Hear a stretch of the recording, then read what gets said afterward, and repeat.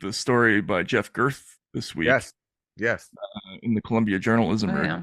This is a unique thing in the history of journalism, right? So Jeff Gerth is a longtime New York Times sort of frontline reporter who covered all like the biggest stories in the the 80s and 90s, covered the Clinton White House, did all this stuff.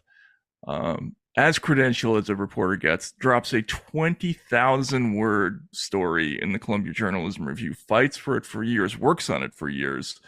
That book length treatment is just a catalog of errors, and it's full of on the record comments by people like Bob Woodward, who talks about going into the New York Post newsroom, or the Washington Post newsroom, and warning people away from the Steele dossier stories and having everybody just tune them out. There's one thing like that after the other, and the entire business is freezing them out. As we record this, it's like 2 days afterward, and has anybody picked it up? No, nobody in media has picked up, even has done even a 30-second segment about 20,000 words in the Columbia Journalism Review, which just, I mean, it's incredible. It's an amazing story, and it's devastating.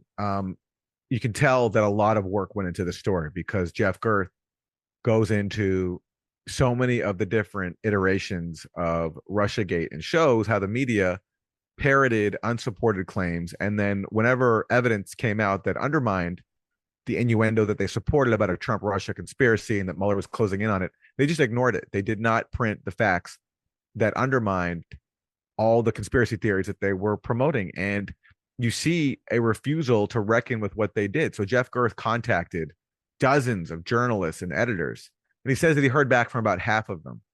And a lot of people, prominent journalists, refused to comment on the record about stories that they put out, stories promoting Christopher Steele, the author of the Steele dossier, or stories like in the New York Times, which said that the U.S. government had intercepted communications between Trump campaign aides and senior Russian intelligence officials.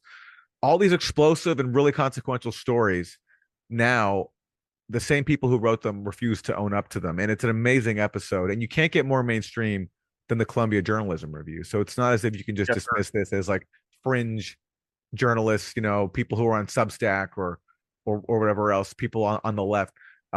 This is the most mainstream journalism publication there is, and the wall of silence is it's amazing. It's very, it speaks volumes. And just quickly to give a shout out to Jeff on this, like the contrast is incredible, because you think about, like, for instance, the Hamilton 68 stories.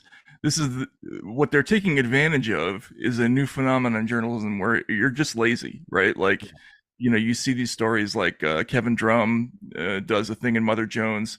Oh, here's what Russian bots are tweeting about today, right? So he just goes over to the site, looks at it for 10 seconds, then starts writing, right? But Jeff Gerth he comes from this other tradition, which, I mean, obviously we've had flashy reporters in our day, but Gerth is like a worker. He's one of these people who will hound somebody day after day and to try to move stories incrementally from off the record to on the record, right? To try to get some, instead of having two stories, having two sources, to have three sources or four sources. This story is full of incredible achievements on that score, right? It's got the on record commentary from people in the FBI who were in the middle of this stuff, and it's a testament to what the job is, right? And for it to be completely ignored by everybody in the profession is just such an insult. It's astonishing to me.